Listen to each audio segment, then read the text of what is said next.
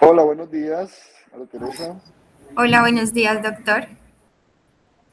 Qué pena, me demoré unos segundos, pero es que estaba en la Auditoría Nacional de Sanitas con el niño del dengue Ah, que tuvimos, pero ya terminé ahí una reunión. Bueno, listo. bueno. Doctor Carlos nos estará acompañando. Ay, doctora Yara Oñate, nunca se deja ver.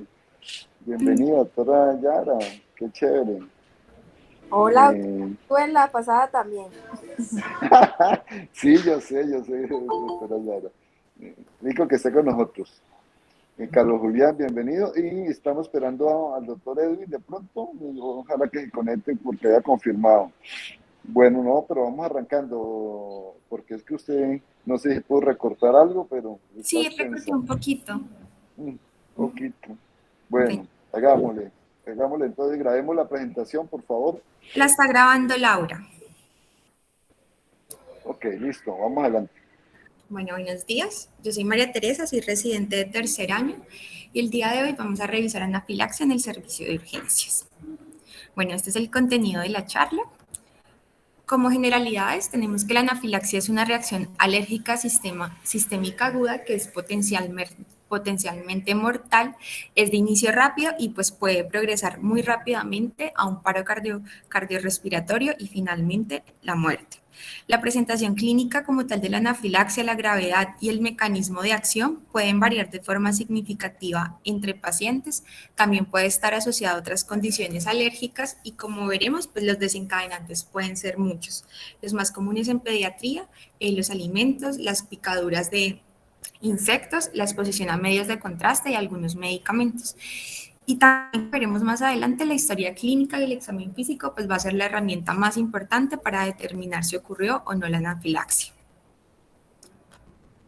Bueno, entonces primero debemos definir qué es anafilaxia. La anafilaxia la vamos a tener por 3 escenarios. El primero es el inicio agudo de una reacción con afectación en piel y en tejido mucoso y debe estar asociada ya sea a un compromiso respiratorio dado por disnea, estridor, sibilancias o hipoxemia, una disminución de la presión arterial o cualquier síntoma de disfunción de un órgano diana, como pues sistema nervioso. El otro escenario debe presentar 2 de los siguientes después de la exposición pues, a un desencadenante. Puede tener afectación en la piel, compromiso respiratorio, disminución de la presión arterial o los síntomas gastrointestinales persistentes, que es emesis persistente o un dolor abdominal tipo cólico pues, que no cesa. Entonces, cualquiera de estos 2. Bueno, y el tercero es la reducción significativa de la presión arterial después de la exposición a un desencadenante. Puede ocurrir de minutos a varias horas después.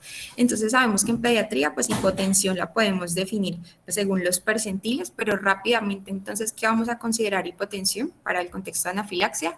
Durante un mes, el primer mes, una presión arterial sistólica menor de 60, del mes al año menor de 70, de 1 año a 10 años, 70 más 2 veces la edad en años.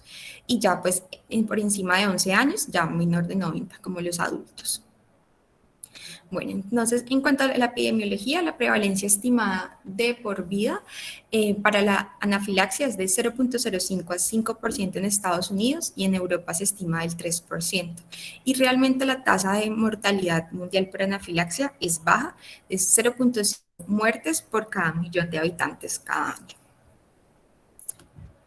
Entonces, ¿quiénes van a ser los más afectados? Pues sabemos que la anafilaxia se puede presentar en cualquier momento de la vida.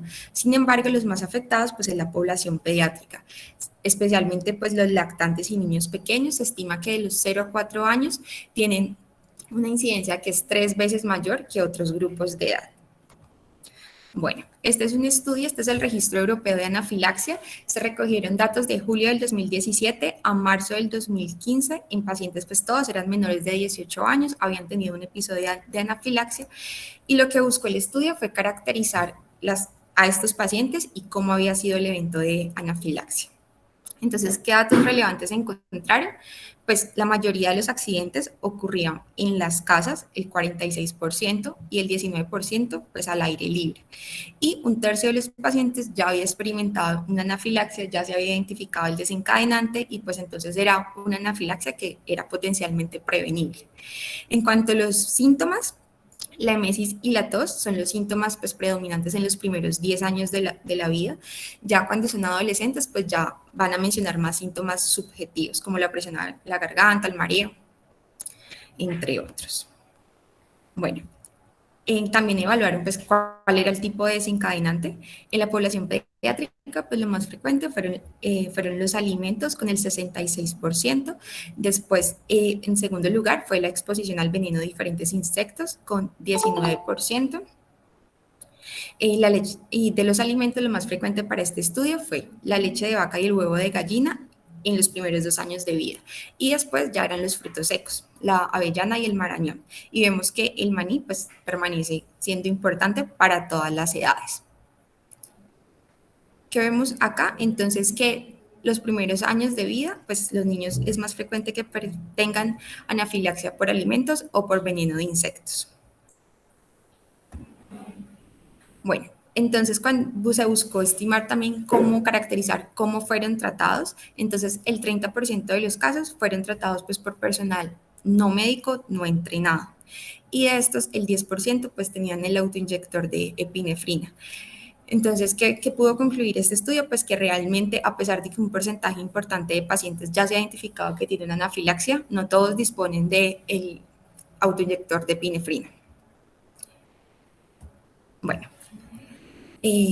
esta es una revisión sistemática de 34 estudios que buscaron estimar cuál era la prevalencia, la incidencia de anafilaxia en pacientes que ya estaban identificados con una alergia alimentaria.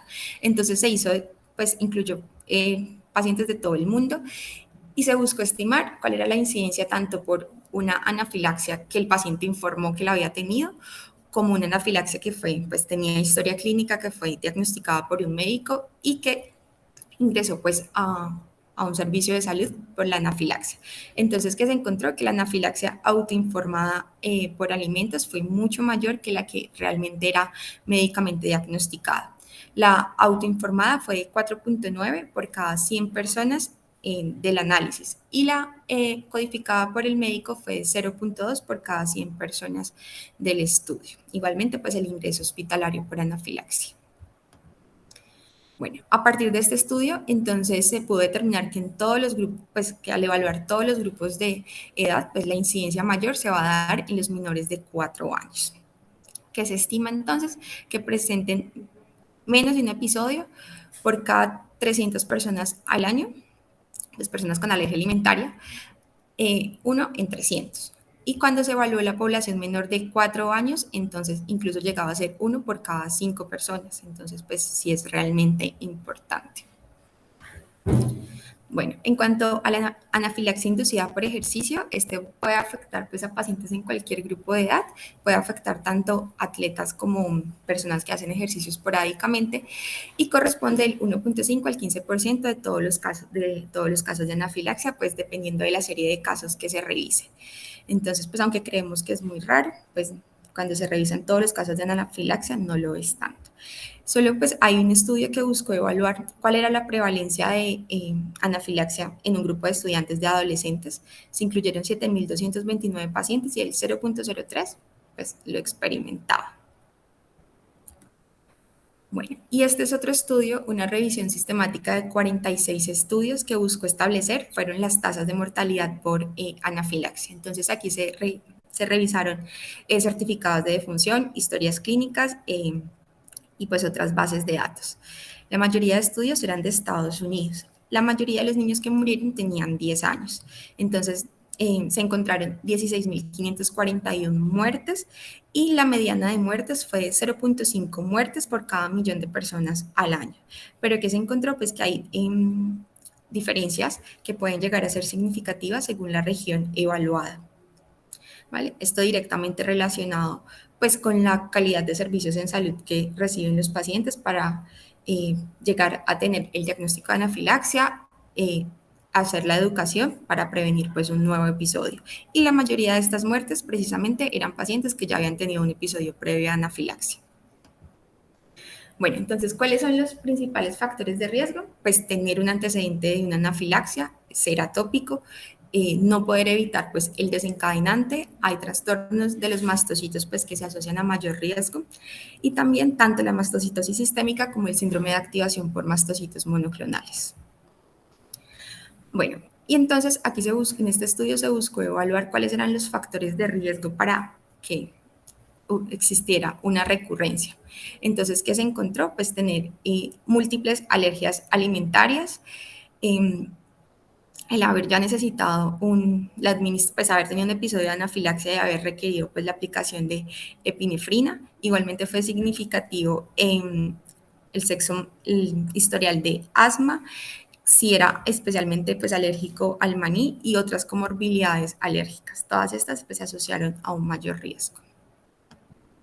Bueno, entonces, ¿y cuáles son los factores para que aumente la severidad pues, de la anafilaxis sea potencialmente fatal? Pues los trastornos de los mastocitos hacen que las manifestaciones cardiovasculares sean más graves, si son asmáticos también, y algunos fármacos. Entonces aquí habla especialmente de los beta bloqueadores, que lo que va a hacer es que no solo va a aumentar la severidad del cuadro de anafilaxia, sino que va a intervenir con el tratamiento de la epinefrina. Y pues ya la presencia de una comorbilidad cardiovascular. Bueno, entonces, para ya hablar de la etiología, ¿cuáles van a ser los desencadenantes? Pues en el ámbito ambulatorio, la comida, pues, los alimentos es el desencadenante principal. Después van a seguir los medicamentos, que aunque no son tan frecuentes, sí son con los que se asocian a mayor mortalidad. Entonces, en alimentos, pues son muchísimos, los más comunes pues es el maní, los frutos secos, también están el pescado, la leche, los huevos y diferentes semillas. En cuanto a la medicación, pues la más común es la que se da por la exposición a los betalactámicos. Se estima que es alrededor del 50% de los pacientes que tienen alergia perioperatoria. También se han descrito los AINES, los medicamentos para quimioterapia que contienen platino, y también algunos bloqueantes neuromusculares, que también pues, es un porcentaje importante de la anafilaxia perioperatoria. Bueno, los medios de contraste también es bastante importante, podrían causarse, según la serie de casos que se revisa, pues pueden ser responsables hasta el 8% de los casos de anafilaxia, entonces es bastante importante. Y ya pues los ambientales, que son por picaduras de insectos, cambios en la temperatura y también la exposición al hacer ejercicio o la exposición al látex. Bueno, entonces, dependiendo de la serie de casos que se revisa, pues van a ser más frecuentes unos que otros desencadenantes, pero vemos que en común, todas aquí se revisaron alrededor de 5 estudios y todos tienen en común que lo más frecuente es la leche y el huevo, que precisamente pues es cuando debutan los niños menores de 4 años, que es la población más afectada. Después siguen los frutos secos, también hay que tener en cuenta el trigo y ya los productos de mar. Y como vemos, un porcentaje importante, alrededor del 12%, realmente no se pudo establecer cuál era el desencadenante. Bueno, también pues se describe la vacunación. Realmente la vacunación de rutina tiene un riesgo pues extremadamente bajo de anafilaxia. Se revisaron, se hizo un estudio en 4 hospitales que se buscó establecer pues cuál era el riesgo de anafilaxia. ¿Qué se encontró? Se encontraron pues que 5 casos de anafilaxia potencialmente fatal en 7.6 millones de dosis aplicadas. Entonces el riesgo se estima en 0.65 casos por millón de dosis. Realmente es demasiado raro. Bueno, entonces, ¿cómo les vamos a dividir? Entonces tenemos la anafilaxia exógena, pues inducida por algún elemento exógeno, como los alimentos, medicamentos y el veneno de los insectos. La anafilaxia inducida por ejercicio y un porcentaje importante, pues que va a ser la anafilaxia idiopática. Bueno, en cuanto a la fisiopatología, tenemos que es una respuesta alérgica aguda que implica la activación sistémica de mastocitos y basófilos. Entonces va a haber una anafilaxia que es mediada por IgE, que es la más común, pero también tenemos anafilaxia mediada por IgG, otras en que participa el complemento y otras que es no inmunológica. Pero que tenemos en común que tanto las mediadas por IgE como los no mediados por IgE son capaces de desencadenar una activación sistémica de mastocitos y de basófilos. Esta activación nos va a generar la gran liberación de mediadores inflamatorios como histamina, prostaglandinas, leucotrienes, triptasa, múltiples citoquinas y también pues el factor activador de plaquetas. También entonces se van a activar el complemento y la cascada de coagulación. Entonces, normalmente, pues el término anafilaxia se ha reservado para los eventos dependientes de IgE y el término reacción anafilactoide se ha utilizado para describir todos los que son independientes de IgE. Pero, pues, como veremos más adelante, realmente clínicamente estos dos mecanismos pues son indistinguibles. Podemos clasificar entonces la anafilaxia como inmunológica y no inmunológica. La inmunológica incluye las mediadas por IgE, por IgG, que realmente todavía en humanos pues no se ha descrito, es en animales, las reacciones mediadas por complejos inmunes y el complemento. Y la no inmunológica, que es causada por agentes que son capaces de inducir directamente la desgranulación de los mastocitos y basófilos, en ausencia pues de la participación de inmunoglobulinas. Entonces vamos a hablar pues, principalmente la más importante y la más descrita, que es la anafilaxia inmunológica. Entonces la mediada por IgE pues es una reacción de hipersensibilidad tipo 1. Entonces, como vemos en la gráfica, las células efectores potenciales son los mastocitos, los basófilos, los monocitos, macrófagos, los neutrófilos y también las plaquetas. Y los mediadores principales es la histamina, el factor activador de plaquetas y el cisteínil-leucotrieno. Ya vamos a ver qué causa cada uno de ellos. Entonces, ¿qué pasa? Este es un ejemplo con un aeroalergeno. Vamos a ver que ingresa, va a ser absorbido y eso ingresa a través de la cavidad oral, pues las vías respiratorias. Cuando ingresan son absorbidos y degradados por las células presentadoras de antígeno. Luego estas células presentadoras de antígeno van a interactuar con linfocitos linfocitos TH2 y también con células B. Entonces, esta pues, estimulación de las células B va a llevar a la producción de IgG. Este IgG pues, va al torrente sanguíneo, luego se difunde a los diferentes tejidos, especialmente pues, vías respiratorias y gastrointestinales, y la IgG se va a unir pues, a los receptores Fc de alta afinidad de los mastocitos y de los basófilos. Entonces, Cuando existe una segunda exposición, pues se van a activar directamente los mastocitos y los basófilos, liberando la gran cantidad de mediadores inflamatorios. Bueno, entonces aquí vemos cómo los diferentes mediadores inflamatorios que ya mencioné, pues tienen efecto a nivel multisistémico. Las manifestaciones respiratorias superiores usualmente son asociadas con la histamina, incluyen rinorrea, estornudos, angioedema y estridor. La histamina y el cistainil-leucotrieno va a generar ya afectación baja con vasoconstricción, que puede ir desde tos, sibilancias, hasta ya pues una broncoobstrucción severa con la hipoxia secundaria. Los efectos cardiovasculares pues, van a estar mediados por los tres. Vamos a tener vasodilatación, aumento de la permeabilidad vascular, lo que clínicamente pues, se va a traducir en hipotensión, taquicardia e incluso pues, síncope. Las manifestaciones gastrointestinales están mediadas por histamina, náusea, emesis, dolor abdominal y diarrea, y las cutáneas están mediadas por los tres. Bueno, entonces esta gráfica nos muestra cómo la anafilaxia es el resultado de la interacción de múltiples elementos. Tenemos un paciente con una predisposición genética por la presencia pues, de múltiples polimorfismos y la presencia de cofactores, pues, que son los cofactores ambientales que pueden agravar el cuadro e interferir pues, con la respuesta al tratamiento. El endotipo se ha definido como los diferentes mecanismos que van a actuar y que van a explicar pues, la expresión de la enfermedad en cierto grupo de pacientes. Entonces aquí se refiere básicamente a los mecanismos mediados por IgE, por complemento y por complemento. Entonces todos estos elementos van a confluir en la activación de los mastocitos y de los basófilos con la liberación pues, de los diferentes mediadores inflamatorios. Bueno. Entonces, el papel de los pues de la IgE en el desencadenamiento de la anafilaxia, pues a cada alergeno ha sido bien establecido. Entonces, tenemos que hay una unión entre el receptor Fc con la IgE que conduce pues a la entrada de calcio extracelular que se va a requerir para la liberación de mediadores preformados, así como también hay varias citoquinas pues dependientes de calcio. Durante la degranulación pues, de los mastocitos y de los basófilos van a ocurrir diferentes procesos. Los mastocitos se fusionan con los lisosomas para ya formar los lisosomas secretores. Después de la desgranulación pues, de los mediadores preformados, ya va a aparecer la liberación de mediadores sintetizados de nuevo. Entonces, pues aquí tenemos muchísimos mediadores, como vemos en la gráfica. Bueno, de estos entonces la histamina, la triptasa, la catepsina G, el TNF-alfa, el factor activador de plaquetas, pues van a ser capaces de aumentar la permeabilidad vascular. Entonces la gráfica nos muestra la señalización de los mastocitos y de los diferentes mediadores que se expresan en la anafilaxia y su posible relación pues, con los efectos endoteliales, vasculares, miocárdicos y circulatorios. Entonces vemos que es una secuencia muy compleja de eventos que van a concluir en la ruptura de la barrera endotelial, la extravasación del líquido, la vasodilatación, disminución del retorno venoso, depresión miocárdica, isquemia miocárdica, que finalmente va a llevar pues al cuadro de shock que comparte características entre un shock distributivo y cardiogénico.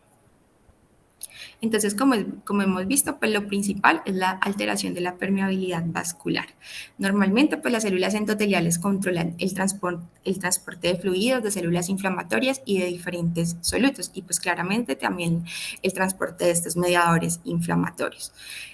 Normalmente, entonces, la barrera endotelial va a estar regulada por un conjunto de adherencias entre células. Entonces, tenemos las uniones estrechas, las uniones adherentes, las uniones comunicantes, entre otras moléculas.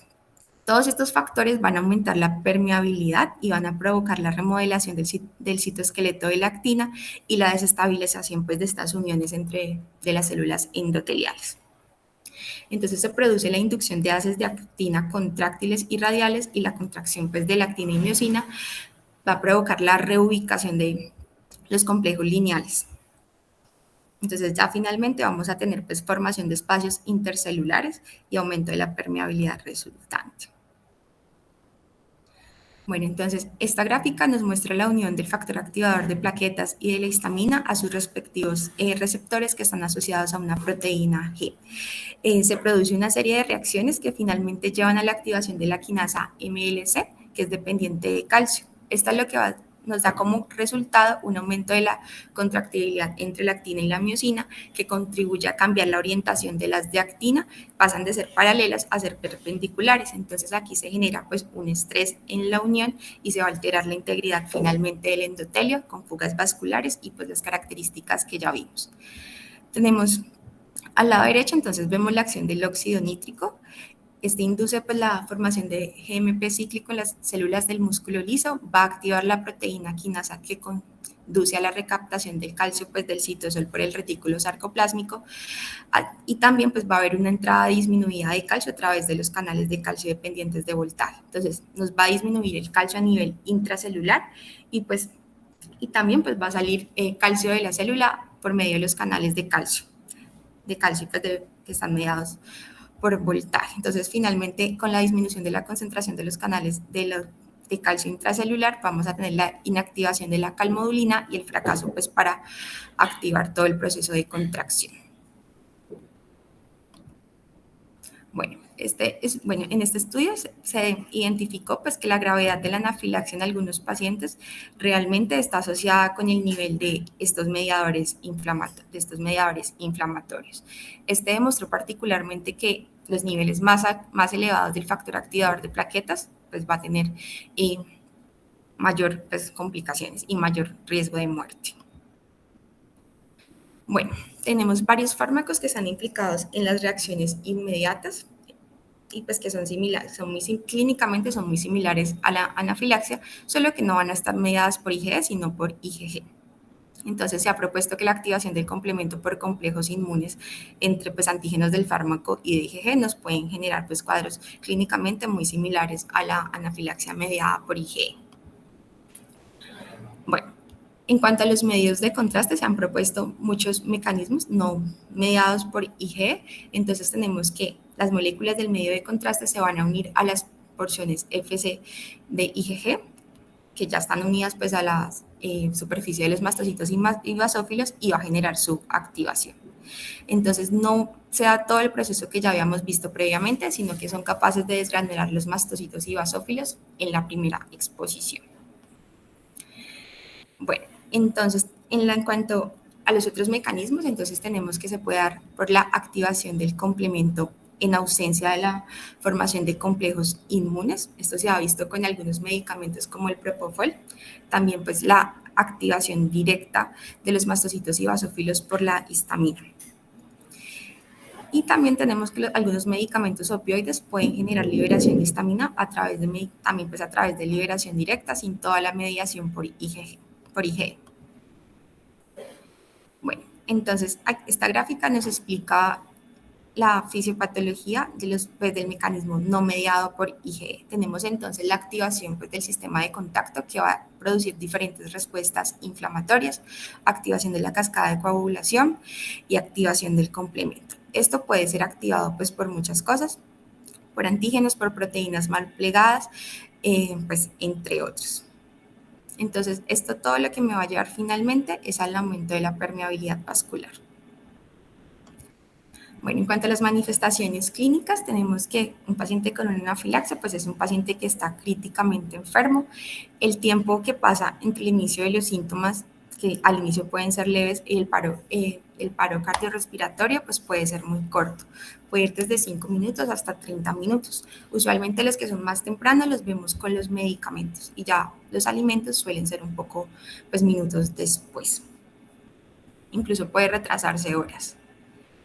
Bueno, los signos y síntomas pues, son muy variables según las diferentes series de casos que se revise, pero pues, los más comunes consistentemente es piel, tracto respiratorio y gastrointestinal. Bueno, aquí vemos como la frecuencia de los síntomas pues, según la edad. La emesis y la tos pues, fueron los síntomas predominantes en la primera década y ya los síntomas subjetivos ya son más de los adolescentes. Bueno, aquí vemos las diferentes frecuencias pues, de los síntomas signos y síntomas que se pueden presentar. Los signos y síntomas cutáneos se dan hasta en el 90% de los pacientes y pues pueden ir simplemente desde una urticaria y un eritema hasta un angioedema. Bueno, los síntomas respiratorios igualmente son frecuentes hasta el 70% de los casos, igualmente es variable, puede ir desde tos, sibilancias, hasta ya disnea y pues angioedema de las vías respiratorias superiores o una broncoobstrucción completa. En cuanto a los síntomas gastrointestinales, ocurren en el 45% de los pacientes. En los niños más pequeños puede ser solo disfagia o una cialorrea abundante, y ya más grandes pues ya van a referir como tal el dolor abdominal tipo cólico. Bueno, ya los síntomas adicionales pues van a depender del órgano pues ya no afectado. Los síntomas a nivel del sistema nervioso central pues son hasta el 15%, y como vemos pues es muy variable, puede ir simplemente desde disminución pues de la actividad normal hasta ya alteración franca del estado de conciencia y crisis. Bueno, estos son algunos tipos de manifestaciones que podemos ver en piel, pues la urticaria y el angioedema. Igual aquí. A veces, pues, la manifestación puede ser un poco más sutil.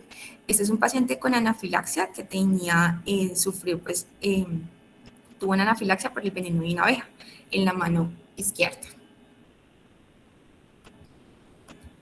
Bueno, los lactantes y los niños más pequeños, pues el cuadro es más inespecífico y pues va a ser mucho más complejo realizar el diagnóstico pues en estos niños, especialmente si son no verbales. Pueden tener cambios en el comportamiento como llanto persistente, irritabilidad o hipoactividad. Emesis persistente, pues la urticaria y el angioedema que ya habíamos visto también lo pueden presentar.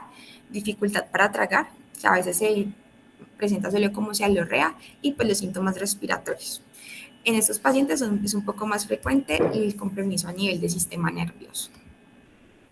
Bueno, debido pues que muchas veces reconocer los signos y síntomas en los pacientes más pequeños, pues es muy difícil. Debemos pues considerar diferentes características que son muy sutiles, pero que al enseñarlos pues a los padres nos van a permitir identificar rápidamente los signos y síntomas de una anafilaxia.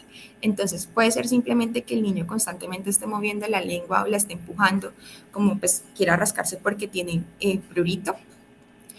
En cuanto a los síntomas respiratorios, pues pueden ser muy leves, y pues ya los otros ya son más pues, de los que ya habíamos descrito antes. Bueno, la anafilaxia bifásica se refiere al regreso de los síntomas después de que el paciente ha tenido una remisión. El tiempo es muy variable, puede ir de 1 a 72 horas con un promedio de 8 a 10 horas. Se informa hasta en el 20% de los pacientes, pero la gran mayoría lo tiene pues durante las primeras 10 horas posterior al evento. Este pues riesgo de la anafilaxia bifásica hace que muchas veces se den observaciones prolongadas en el servicio de urgencias. Bueno, entonces pues esta gráfica lo representa. Algunas reacciones prolongadas pues pueden durar más de 72 horas, pero pues son muy pocos pacientes. Los factores de riesgo para que un paciente tenga una reacción bifásica es que haya requerido más de una dosis de epinefrina para controlar la anafilaxia, que la epinefrina se haya instaurado pues muy tardíamente después de la primera hora, que en su primera crisis, pues en su primera anafilaxia los síntomas sean severos, y pues que la desencadenante de la anafilaxia sea desconocida. Bueno, en cuanto al diagnóstico, la historia clínica pues es la herramienta más importante para determinar tanto que si tuvo una anafilaxia como el desencadenante. Entonces el diagnóstico lo vamos a dividir en dos. Los niños pues requieren una evaluación para confirmar que finalmente sí cursaron con una anafilaxia, pero también requieren determinar las causas y los posibles pues factores contribuyentes a la misma. Entonces, en la historia clínica vamos a preguntar todos los medicamentos y alimentos que recibió pues horas previas al evento, pues días antes de hecho, todas las etiquetas de los alimentos envasados pues que haya ingerido. Igualmente es muy importante establecer dónde ocurrió el evento, si fue pues, en el hogar o fue en el exterior, si fue de día o de noche, cuánto duró, si tuvo no recurrencias después de la remisión inicial, si se dio un tratamiento de pronto antes de llegar al hospital, qué tratamiento se dio y cuál fue la respuesta. También es importante determinar la historia de infecciones o enfermedades pues, recientes, enfermedades febriles recientes. En los antecedentes personales, pues tenemos que buscar cualquier antecedente de alergia, si ya tuvo reacciones anafilácticas previas, si tiene alergias conocidas, que las más frecuentes pues, son las alimentarias. Si es atópico, si es asmático, debemos buscar cualquier patología previa que me aumente el riesgo de que la anafilaxia pues, sea de que curse con una anafilaxia potencialmente fatal. Y también es muy importante los medicamentos por lo de los beta bloqueadores que ya habíamos hablado. En cuanto a los antecedentes familiares, pues es más frecuente si tiene un familiar en primer grado con anafilaxia, entonces también es importante. Bueno, en cuanto al examen físico, ya vimos que tanto las reacciones mediadas por IgE como las no mediadas por IgE pues tienen presentaciones clínicas idénticas. Muy importante evaluar el nivel de conciencia porque se puede ver afectado por la hipoxia, la evaluación de las vías respiratorias, todos los signos de dificultad respiratoria, si tiene sibilancias o estridor o si tiene afonía. Pues claramente la evaluación cardiovascular y la evaluación en piel. Entonces, es la clasificación en severidad que hace la Organización Mundial de Alergias. Entonces lo divide en grado 1, 2, 3, 4 y 5 dependiendo de la severidad. En el grado 1 tenemos únicamente pues un síntoma en alguno de los órganos blancos. Aquí incluye los síntomas en piel, en tracto respiratorio superior, las conjuntivas, y vemos que los síntomas realmente son muy leves. En el grado 2, entonces ya no presenta un síntoma, sino dos síntomas de los que ya describimos previamente. En el grado 3 tiene compromiso de la vía respiratoria baja, entonces puede tener broncoespasmo, pero pues este puede ir de leve a moderado. También puede tener algunos otros signos de dificultad respiratoria, pero pues no tan severos. Y se incluyen también los síntomas gastrointestinales severos como la emesis persistente o el dolor abdominal pues persistente. También aquí pues se pueden incluir los síntomas que se describieron en el grupo 1. En el grupo 4 ya el compromiso respiratorio bajo pues es mucho más severo y el compromiso respiratorio superior también es severo. Aquí hace referencia al edema laríngeo, pues ya el paciente que presenta estridor. Y el 5, entonces ya es el paciente que está en falla respiratoria o en colapso ya vascular o alteración pues del estado de conciencia. Bueno, entonces pues estos son los criterios que nos da la Organización Mundial de Alergias. Entonces es muy probable que tengamos una anafilaxia si el paciente cumple uno de dos. El inicio de una enfermedad aguda de minutos a horas que compromete piel, tejido, mucosa o ambos asociados ya sea a compromiso respiratorio, compromiso pues disminución de la tensión arterial o síntomas gastrointestinales severos. Y el segundo es la hipotensión o compromiso respiratorio severo dado por broncoespasmo severo o edema laríngeo después de la exposición a un desencadenante que ya está conocido o que es muy probable pues que haya sido. Aquí pues no se incluye la alteración en piel, puede o no tenerla. Bueno, en cuanto a los lactantes, pues los criterios diagnósticos pues son los mismos, sin embargo en ellos el diagnóstico pues es más difícil debido a la falta de habilidades verbales y a la superposición de síntomas pues de otros síntomas que pueden ser frecuentes en otras patologías pediátricas. Entonces, ¿cuándo le vamos a sospechar? Si tiene la aparición repentina y pues los signos característicos que ya vimos en más de 2 sistemas. Especialmente entonces si tiene combinación, alteración en piel, compromiso respiratorio, gastrointestinal o disminución de la presión arterial. Muchas veces estos niños, el único signo es la emesis persistente e igualmente ante la historia de un desencadenante conocido, pues estos niños deben manejarse como una anafilaxia, ya que el riesgo de no hacerlo pues es mucho mayor. El colapso cardiovascular es raro y también pues es frecuente que cursen con cambios en el comportamiento. Bueno, en cuanto como tal, las ayudas diagnósticas pueden ser innecesarias si la historia clínica y el examen físico es concluyente. Entonces, las pruebas diagnósticas las vamos a dividir en determinar si cursó o no con una reacción anafiláctica y pues identificar qué lo desencadena. Bueno, entonces aquí lo primero, pues volvemos a hacer una historia muy completa y vamos a considerar algunos marcadores como la triptasa sérica, pues va a ser la más importante. El objetivo de este algoritmo entonces es determinar si mi paciente definitivamente tuvo una anafilaxia, si es probable, si es poco probable o realmente excluye el diagnóstico. Entonces la triptasa, la triptasa sérica que vimos pues que era uno de los mediadores inflamatorios, alcanza su punto máximo de los 60 a 90 minutos después del inicio de los síntomas y puede permanecer elevado hasta 6 horas. Se recomienda tomarla lo antes posible y una segunda muestra 1 a 2 horas después, pero no más de 4 horas.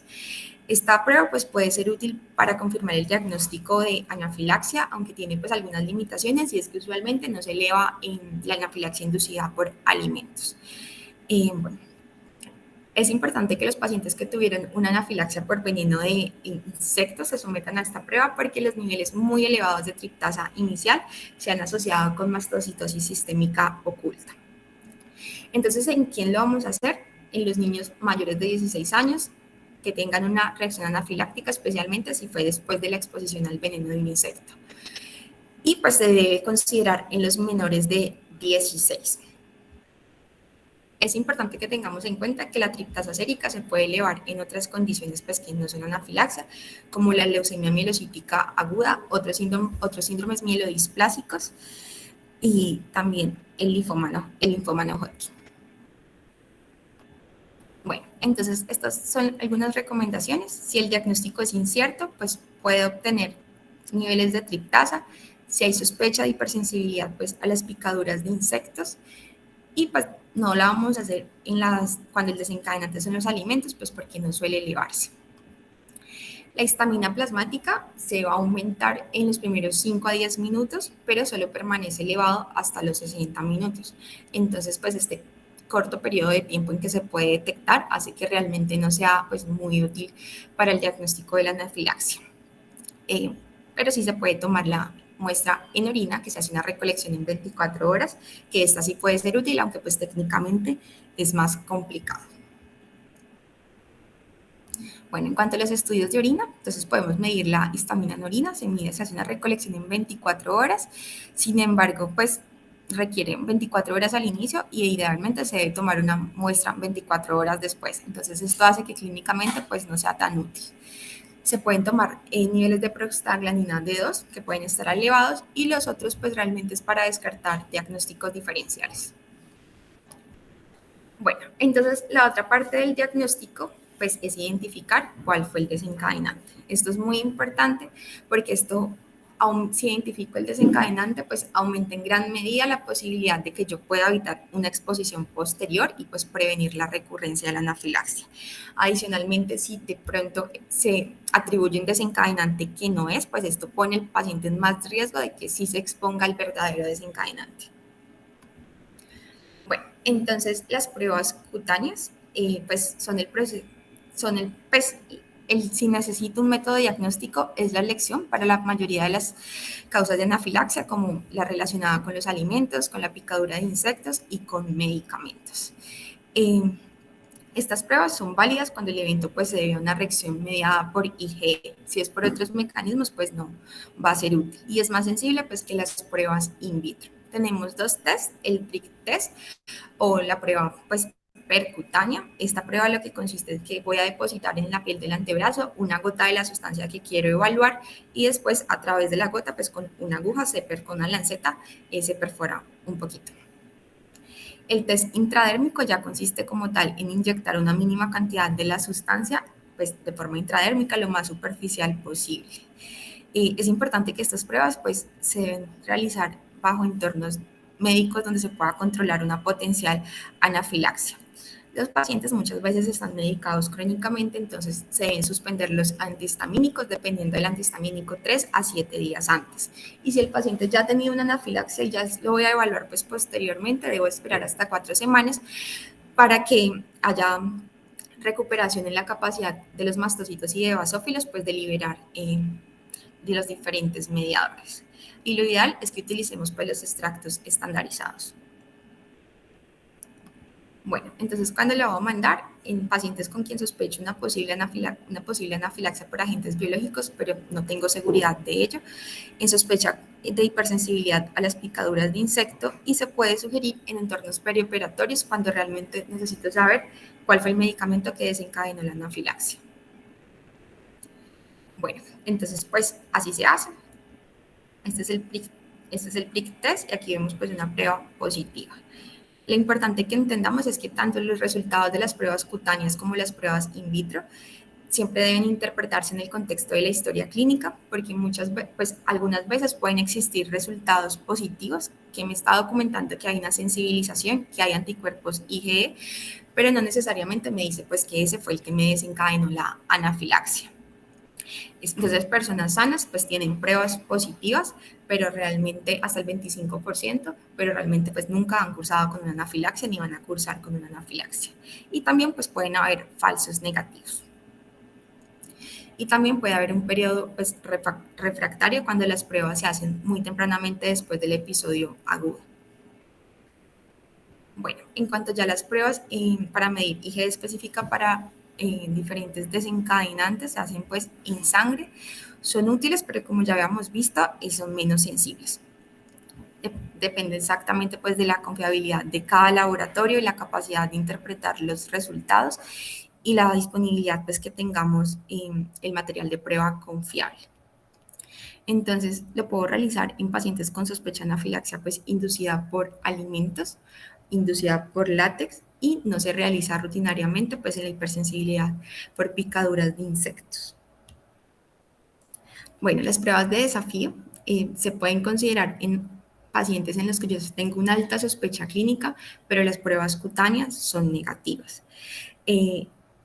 Esto pues implica un gran riesgo porque pues el paciente claramente durante la prueba puede desencadenar pues una anafilaxia, entonces pues no se hacen pues ya como de segunda línea y realmente las pruebas de desafío y provocación con insectos no se hacen de forma clínica, únicamente en entornos de investigación.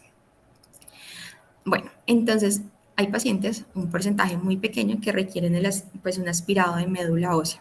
¿Esto para qué? Pues cuando sospecho que el paciente pueda tener una mastocitosis sistémica, un síndrome de activación de mastocitos o de activación de mastocitos monoclonales. Entonces, ¿en quién voy a sospechar? En pacientes que tengan megalias inexplicables, que tengan citopenias que tampoco pues pueda explicar, que tengan episodios severos y recurrentes de anafilaxia y que durante el primer episodio de la anafilaxia haya tenido niveles muy elevados de triptasa sérica. Entonces, básicamente, pues lo hago para esto. Bueno, el diagnóstico diferencial de la anafilaxia pues es demasiado amplio y muchas veces es muy difícil pues lograr diferenciar, no en todos los pacientes es tan claro. Entonces, ¿cuáles pueden ser algunos diagnósticos diferenciales? Otras formas de shock como el shock cardiogénico, el shock hipovolémico también.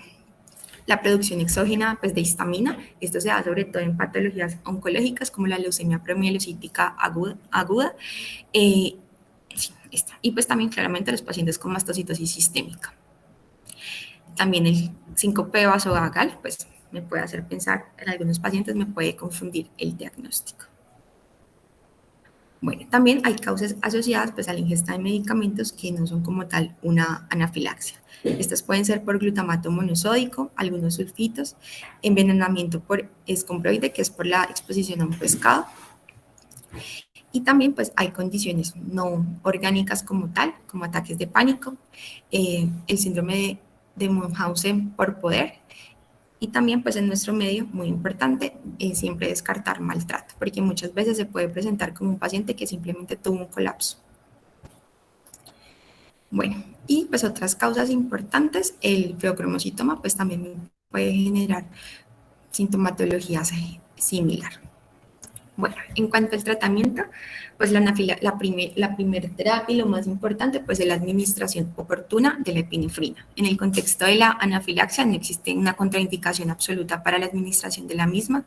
Como hemos visto que la anafilaxia pues es variable y es impredecible, puede presentar síntomas leves que resuelvan muy rápidamente o puede ser grave y pues puede progresar rápidamente pues a la muerte o puede tener una reacción bifásica. Entonces, nunca ante la sospecha de anafilaxia, nunca se debe diferir pues, el tratamiento con la epinefrina. Bueno, entonces la atención inicial no solo se debe centrar en la administración de epinefrina, sino que como cualquier paciente crítico debemos hacer el ABCD. Vamos a poner el paciente en posición supina, podemos, si no tiene dificultad respiratoria marcada, podemos elevar las piernas, vamos a garantizar una vía aérea y oxígeno, que ya lo veremos, y pues vamos a iniciar la reanimación hídrica. Claramente la epinefrina es lo más importante, que ya lo vamos a ver, y también pues tenemos el manejo adyuvante, que ya pues se ha después, ya sea con beta-2 agonistas, antihistamínicos o glucocorticoides. Muy importante entonces que como un paciente crítico, desde el ingreso va a tener, pues debe tener accesos venosos y realmente yugulares externos, porque algunos pacientes pues van a requerir infusión de epinefrina. Bueno, en cuanto al manejo de la vía aérea, lo más importante es el reconocimiento temprano del compromiso de la vía respiratoria baja y pues alta si presenta un angiodema antes de pues que tengamos una falla ventilatoria como tal. Inicialmente voy a administrar oxígeno de 8 a 10 litros por minuto a través, pues, idealmente a través de una máscara de no reinhalación, intentando pues dar la mayor FIO2 posible. Si tenemos estridor o dificultad respiratoria marcada o si pues tengo un angiodema o por la condición clínica del paciente puedo predecir que lo va a tener, pues debo intubarlo de forma oportuna. Para la intubación es muy importante pues que visualmente es difícil porque se han perdido todos los planos anatómicos normales por el edema. Entonces, en un medio ideal, la intubación debe hacerse con un videolaringo pues, flexible, pero pues en nuestro medio es poco probable. Entonces, la intubación la debe hacer la persona con mayor experiencia que esté disponible. Y siempre tener la posibilidad de una vía aérea pues, opcional, que pues una vía aérea quirúrgica que pocas veces pues, es necesaria.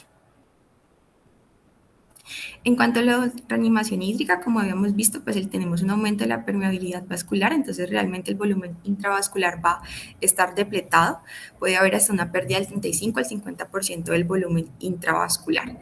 Entonces, cualquier paciente que esté hipotenso o que no responda con la primera aplicación de la epinefrina debe recibir una hidratación con grandes volúmenes. Utilizamos bolos de 20 cc por kilo que se pasan muy rápidamente, hasta en 10 minutos y se repiten según sea necesario. Hay algunos pacientes que requieren una reanimación hídrica tan elevada como 100 cc por kilo. ¿Y qué le vamos a dar? Entonces, pues le vamos a dar isotónicos y preferiblemente solución salina.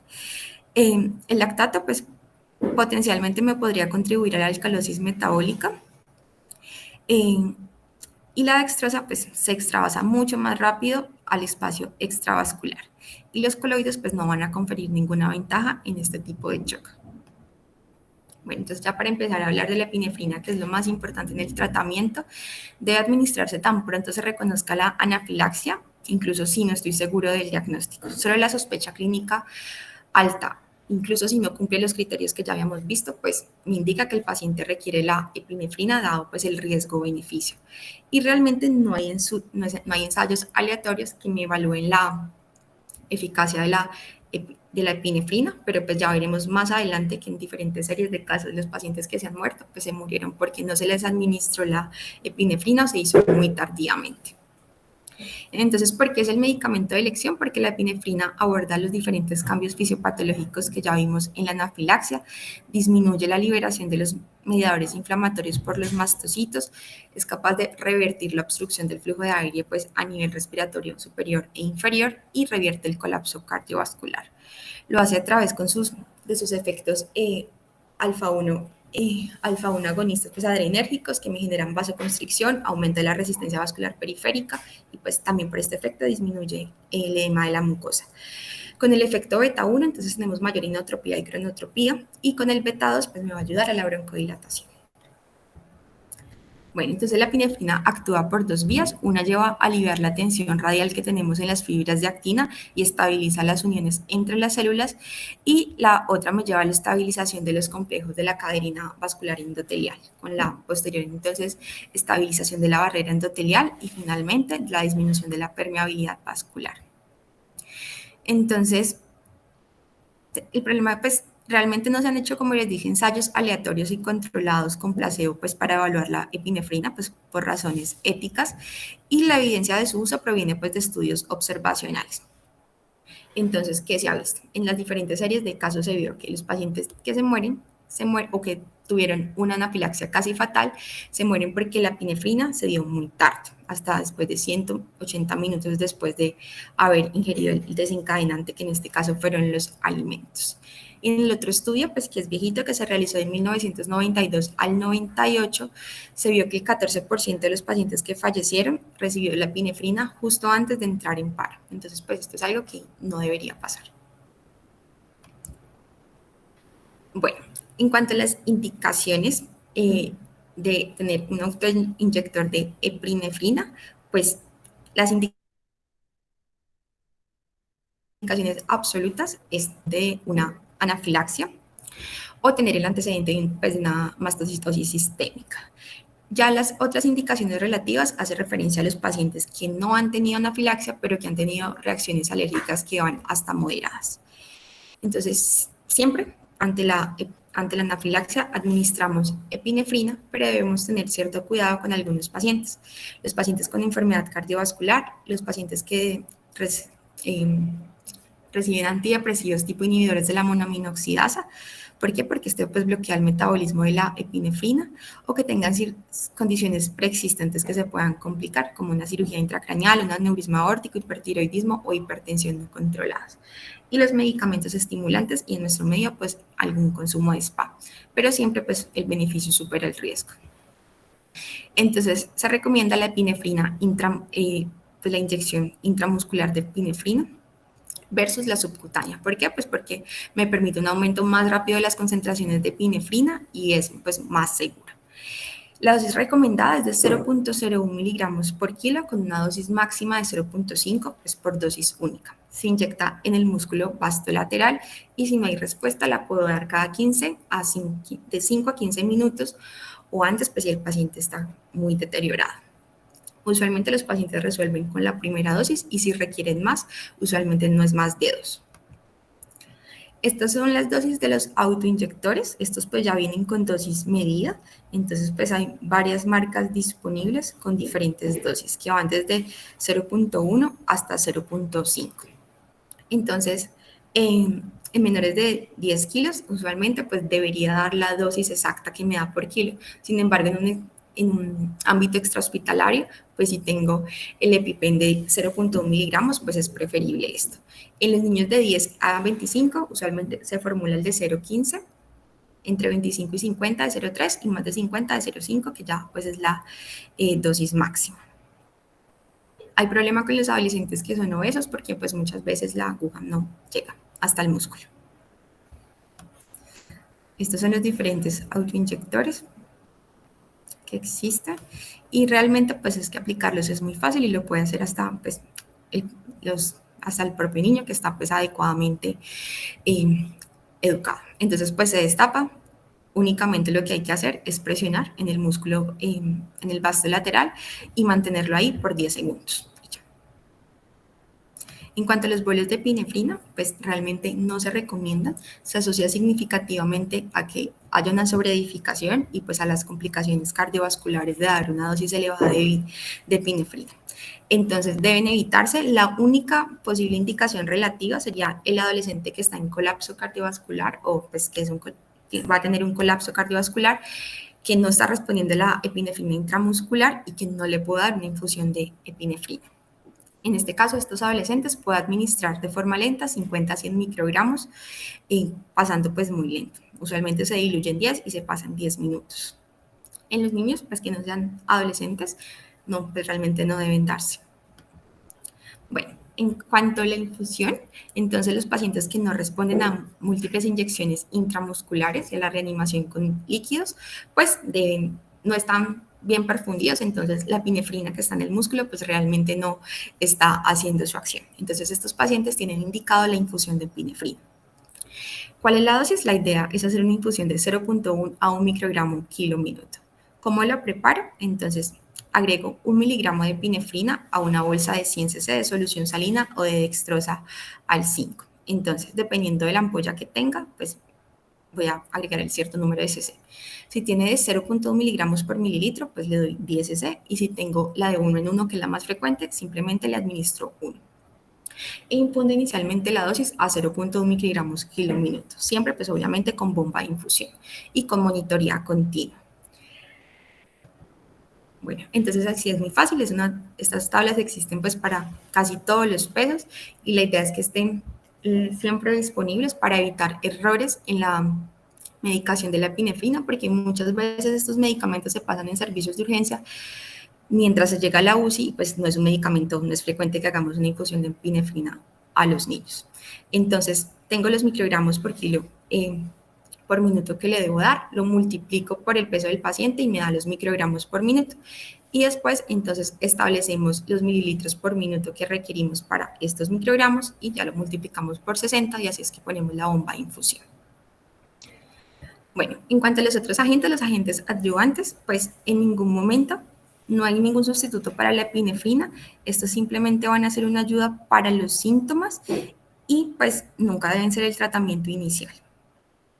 Tenemos los antihistamínicos, ellos no van a aliviar la obstrucción de las vías respiratorias ni superiores ni inferiores, es para el control del prurito. En niños pues que el prurito no ha cesado con la administración de la epinefrina, entonces solo se da para el control de los síntomas. Podemos usar los antihistamínicos H1 pues de segunda generación, que van a ser menos sedantes. Bueno, aquí tenemos las diferentes dosis. También tenemos un antihistamínico H2, la famotidina, que también pues, puede proporcionar un alivio para la sensación de prurito, pero igualmente no contribuye al manejo de los otros síntomas. En cuanto a los broncodilatadores, es un tratamiento complementario. La indicación es pues, el broncoespasmo que no está respondiendo a la epinefrina. Dependiendo de la severidad, pues doy inhalación o nebulización y pues su uso se extrapola, la evidencia de su uso se extrapola a la experiencia en asma, realmente. En cuanto a los esteroides, es muy frecuente que se administren en el caso de anafilaxia, sin embargo, no tienen evidencia que disminuyan la mortalidad y realmente no disminuyen pues, lo grave pues, de la anafilaxia por su fisiopatología. El inicio de la acción de los esteroides pues, puede tardar varias horas y no me va a ayudar con estos síntomas. No hay datos que respalden el uso de glucocorticoides. Se administran pensando en que podrían evitar una reacción bifásica o una reacción prolongada en algunos pacientes, pero realmente no hay estudios concluyentes que me digan que esto es así. Una revisión del 2020 de Cochrane, pues realmente dice que no tienen mejoría. Si los quiero administrar porque el paciente tiene otro componente atópico o es asmático, pues se pueden hacer. Usualmente se utilizan dosis de metil a 1 a 2 miligramos por kilo día durante dos o 3 días. Bueno, ya para terminar, en cuanto a la anafilaxia refractaria, son los pacientes que no responden a medidas iniciales. Entonces, no responden ni a la administración de epinefrina, ni me responden a la reanimación hídrica agresiva. Realmente no hay estudios prospectivos publicados sobre el manejo óptimo de la anafilaxia refractaria. Se manejan con la infusión de epinefrina que ya vimos y pues hay otros elementos que podemos considerar. Se debe considerar entonces la adición de otro vasopresor si continúa pues hipotenso. No está claro pues si realmente la adición de otro vasopresor es superior a continuar únicamente con la epinefrina, aunque teniendo en cuenta la fisiopatología que ya vimos, pues en estos pacientes podría existir, podrían volverse refractarios a la administración de catecolaminas por la saturación de los receptores o por la desensibilización de los mismos. Entonces, pues, según esto, sí sería útil agregar otro vasopresor que no sea dependiente de estos receptores. Entonces, normalmente se agrega vasopresina. Hay otros manejos que realmente no tienen evidencia en pediatría y se han extrapolado después de la población adulta. El primero es el azul de metileno. Se utiliza en los adultos, pues es un inhibidor de la óxido nítrico sintasa y la guaniliato ciclasa. Es útil para el manejo de la vasoplegia en cirugía cardiovascular de adultos y partiendo de esto, pues se ha extrapolado su uso en la anafilaxia, pero realmente no hay datos de su eficacia y seguridad. El vuelo que se da en el contexto de cirugía cardiovascular es de 1 a 2 miligramos por kilo. Y el ECMO pues, es una medida que podría ayudar al paciente mientras se resuelve pues, la anafilaxia. Bueno, entonces todos los pacientes con anafilaxia deben ser observados hasta que los síntomas hayan desaparecido por completo. Realmente no hay un consenso sobre el periodo de observación óptimo, depende pues, de la clínica del paciente. ¿Qué se sugiere? Entonces, que los pacientes que tuvieron una clínica leve deben tener al menos una observación de 3 a 4 horas después de que cesó la administración de epinefrina y después de que cesaron todos los síntomas. De 6 a 8 horas en el medio, moderado, y ya los pacientes con reacciones severas, pues obviamente deben ser observados más allá de las 24 horas después de la resolución del cuadro. Igualmente, pues es importante evaluar los factores que habíamos visto que me generan mayor riesgo de anafilaxia bifásica para determinar si requiere o no más observación. Bueno, todos los pacientes que vayan a ser dados de alta, pues debo antes confirmar 3 pasos. El primero es que lo debo mandar a la casa con el tratamiento de emergencia. Esto incluye el autoinyector de epinefrina, un plan que el paciente y la familia entienda sobre qué hacer si presentan anafilaxia. Esto incluye la detección temprana y debería tener un brazalete de identificación, pues que diga que el niño pues, tiene riesgo de presentar una anafilaxia. Adicionalmente, debo mandar pues, de forma ambulatoria las pruebas para confirmar cuál fue el desencadenante para que pues, el paciente pueda hacer, pues, evitarlo completamente y pues una vez identifique, pues claramente hacer toda la educación al respecto. En cuanto a las complicaciones, las muertes pues están asociadas ya sea a obstrucción de las vías respiratorias o al colapso cardiovascular en el contexto pues, de un paciente que no se trató o se trató tardíamente. Bueno, en cuanto al pronóstico, esta es una revisión sistemática de 46 estudios que evaluó la tasa de mortalidad por anafilaxia. Entonces lo definió dependiendo del tipo de desencadenante. En general, se identificaron 16.541 muertes y la tasa general de muertes fue de 0.5 por cada millón de pacientes. Y que se encontró que fue mucho más frecuente en los medicamentos que en la anafilaxia alimentaria, que es la más común.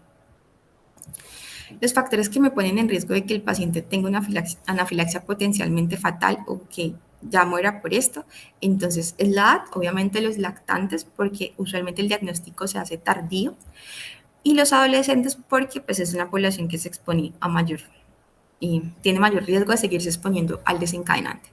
Todas las comorbilidades relacionadas con atopia, asma, también la mastocitosis y los trastornos de los mastocitos, la rinitis alérgica, y la enfermedad tiroidea y la enfermedad cardiovascular. Y los beta bloqueadores, pues ya habíamos visto que nos iban a disminuir la acción de la epinefrina. Entonces, en estos pacientes que tomen beta bloqueadores y que parezcan ser refractarios a la epinefrina, se considera que se podría dar glucagón porque esto pues potencia los efectos inotrópicos y cronotrópicos no mediados por los receptores beta. Pero pues esto es de adultos y pues no se hace de rutina. Bueno, como habíamos visto que lo más común son los alimentos, entonces, ¿cuál es el riesgo? O sea, ¿cuáles son los elementos que hacen que un niño con anafilaxia por alimentos pueda morir? Pues entre más pequeño, si ya ha tenido una anafilaxia, si es al maní o a nueces, si tiene el antecedente de asma, si no cursa con síntomas cutáneos, esto porque el diagnóstico se hace más tardío, o si hay retraso en la aplicación de la epinefrina.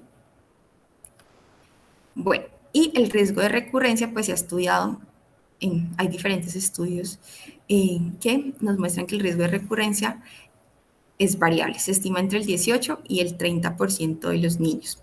Este es un estudio que incluyó solo 300 niños y aquí el riesgo de recurrencia fue el 18%.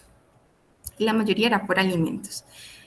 Bueno, en cuanto a la prevención, pues entonces debo evitar los desencadenantes. Esto me incluye la necesidad no solo de identificarlos, sino de hacerle pues la educación a la familia y la familia a su vez pues debe hacer la educación a todo el entorno del paciente. Debe tener la disponibilidad del EpiPen y el niño debe tener el brazalete. Entonces todos deben estar, todo el entorno del niño debe estar educado en caso de qué hacer con una anafilaxia. Y este es el plan de acción de emergencia de la anafilaxia. Usualmente esto lo llevan los niños, está en los colegios, entonces explica, bueno, no se ve, pero explica de forma muy clara cuáles son los síntomas que pueden ser leves, moderados o severos y dependiendo de la severidad le indica exactamente al personal no médico qué hacer. Bueno, ya para terminar, entonces este es un algoritmo de anafilaxia. Entonces, tengo una anafilaxia, lo que debo hacer pues es administrar la epinefrina a la dosis que ya vimos. Entonces, asimismo, inicio el soporte de oxígeno, inicio la rehidratación hídrica y debo evaluar la respuesta. La respuesta pues la voy evaluando de forma continua, pero máximo a los 5 o 10 minutos debo definir si el paciente requiere una nueva dosis de epinefrina intramuscular o en el caso que ya esté en un entorno médico, pues iniciar la infusión de epinefrina. Si hay ausencia de respuesta, pues ya considerar la necesidad de otro vasopresor. Y en el otro lado del algoritmo, si lo que tenemos, lo que predomina pues es la insuficiencia respiratoria, entonces adicional a la epinefrina podemos utilizar los broncodilatadores, los beta-2. Si no hay respuesta a pesar de una nueva dosis de epinefrina, pues ya debemos considerar que el paciente requiere pues una vía aérea segura. Bueno, en cuanto a las conclusiones, entonces ya vimos, los alimentos es el desencadenante más común. Las reacciones a los insectos, pues es más en los adultos jóvenes y en los adolescentes, aunque es más raro, pues los medicamentos son los que se asocian a mayor mortalidad y en general la población pediátrica tiene resultados favorables con la anafilaxia. Una de cada 100 niños que reportaron tuvieron anafilaxia realmente experimentaron una reacción fatal o potencialmente mortal.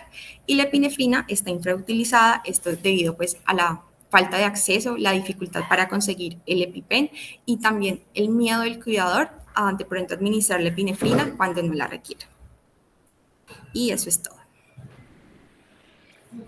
María Teresa, muy bien, excelente la presentación. Antes de darle la palabra al doctor Edwin, que amablemente me está acompañando por lo que veo y no sé si es correcto, Edwin. Ahí sí, ahí está. Cordial saludo, Edwin. Antes de darle la palabra pues, a nuestro experto en el área, una recomendación para los médicos generales es la educación en la atención primaria. Identificar los factores de riesgo, identificar las familias de riesgo, historia de atopia y darle señales y banderas rojas de alarma ante cualquier circunstancia, porque lamentablemente nosotros no tenemos ni la disponibilidad ni de pronto probablemente la cultura de prevenir o de recomendarle a estos pacientes que tengan pues, todos estos sistemas que nos habló muy bien la doctora María Teresa. Es muy importante ello, la educación, prevención, porque si nosotros sabemos que es una familia de personas atópicas, muy probablemente sus hijos van a ser atópicos y entonces eso podemos nosotros cambiarle el futuro a un niño ante una circunstancia que probablemente en un área distante no tenga acceso a un servicio de salud. Edwin, agradeciéndole su compañía, María Teresa, excelente su presentación, Edwin, sus comentarios y cerramos por ahora del tiempo pues la reunión. Gracias, Edwin. Hola, gracias por la invitación. María Teresa, muy completa tu presentación. A ver, yo qué te pudiera decir o qué les pudiera compartir. Yo creo que el elemento más importante es la identificación del paciente con anafilaxia. Y ese paciente con anafilaxia, como tú bien lo decías, se va a presentar en unos escenarios. El escenario de la alergia perioperatoria, que yo creo que es el más infradiagnosticado, ¿sí? El niño está intubadito o la persona está bajo la anestesia, aumentó las resistencias, le subieron al ventilador, de pronto dijeron pongámosle un poquito de beta 2. El cirujano por allá dijo está como brotado y se siguen. Y la anafilaxia, a pesar de, pues, de todo lo que podríamos o revisaste, hay veces que se autolimitan.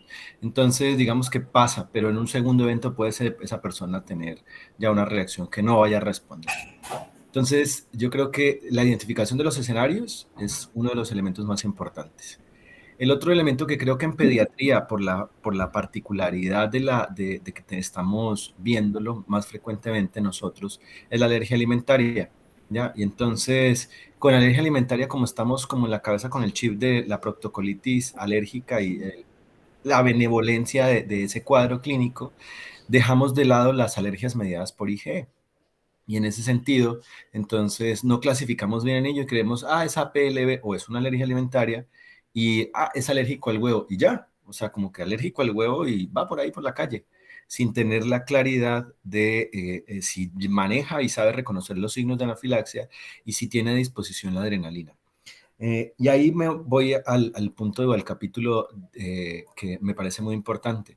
Y es que a pesar de que no tengamos disponibles con relativa facilidad los autoinyectores, hay estudios donde se demuestra la, digamos, biodisponibilidad, pero sobre todo la posibilidad de envasar la adrenalina en las agujas de insulina y tener precargadas las agujas, o sea, ya listas. Y eso es, digamos, lo que nosotros hacemos o lo que yo hago en la consulta, lo que también hacíamos en México, cuando se reconoce un paciente con diagnóstico de alergia alimentaria mediada por IgE, el entrenamiento en el uso de adrenalina y esa persona se iba con 2 inyecciones listas.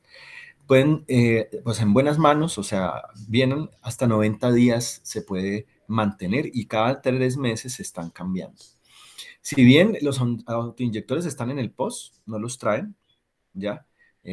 con facilidad y más o menos están como en el costo de unos 400.000 pesos de forma pues que uno los pueda pedir a algunas farmacias especiales. ¿Qué es lo siguiente que podría decir? Si yo reconozco los escenarios, lo siguiente es saber reconocer pues el cuadro de anafilaxia. Y creo que hay, por ejemplo, algunos estudios muy importantes, incluso en el hospital donde yo estaba, con el personal, y ese sería no sé si el HV lo tenga o aquí en Cali, donde se pudiera hacer una encuesta, pues haciéndolo de alguna manera de rigor, para evaluar los conocimientos que tiene el personal en relación al reconocimiento de anafilaxia. Y en general eso permite que posteriormente, incluso puede ser un trabajo de grado, hacer unas capacitaciones para ver si hay una mejoría en ese reconocimiento. Entonces yo creo que pues el ejercicio más importante y que hace parte de esta charla es reconocer la anafilaxia. Y ya ahorita lo que voy a terminar es como unas claves. En pediatría, ¿qué tenemos que tener claro? El niño que es asmático es más probable que requiera una segunda dosis de adrenalina. Entonces, ese niño no debe irse con un solo autoinyector o con una sola aguja o una jeringa precargada, sino dos, ¿ya? Lo otro que es importante que tendríamos que tener es que el paciente con sospecha o alergia y anafilaxia, ya sea perioperatoria, a medicamentos, a insectos o a himenópteros, pues, o alimentos, el colegio es uno de los escenarios donde hay que hacer intervención, ¿ya? Y el reconocimiento por parte de los profesores o de los amigos, de los compañeritos, es importante que sepan, ¿sí? Y que reconozcan y que tengan claros esto.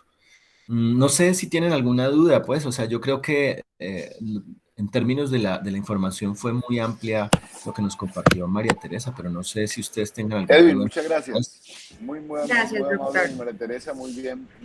Una sola observación desde la experiencia, los años, Edwin. Por temas de familia, nosotros cargamos siempre un medicamento que es la bilastina,